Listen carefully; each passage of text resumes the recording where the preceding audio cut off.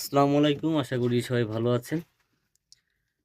গতকালকে একটা ভিডিও দিছিলাম যে বলছিলাম যে ময়নার ঝাঁক কবুতরটি ডিম পাড়বে, ডিম পাড়ার আগ মুহূর্ত।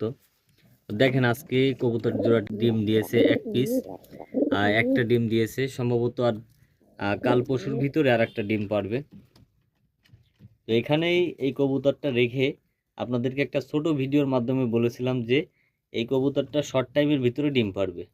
তাই এতটা শর্ট টাইমে যে ডিম পারবে এটা আমি চিন্তা করিনি। তবে আজকে যখন খোপে আসলাম, এই যে এখন রাতের বেলা, কালকেও রাত্রে ভিডিও করছিলাম, তো আজকে রাতে এসেই দেখি যে একটা ডিম দিয়েছে খুব সুন্দরভাবে।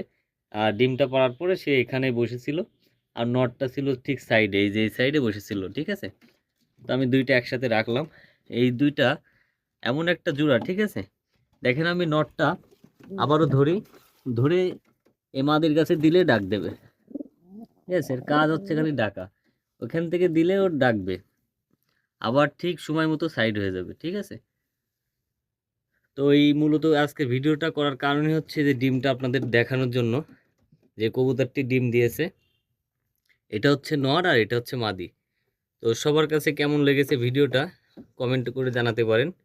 আপনাদের মন্তব্য থাকলে কমেন্টের মাধ্যমে জানাতে পারেন। তো সবাই ভালো থাকবেন।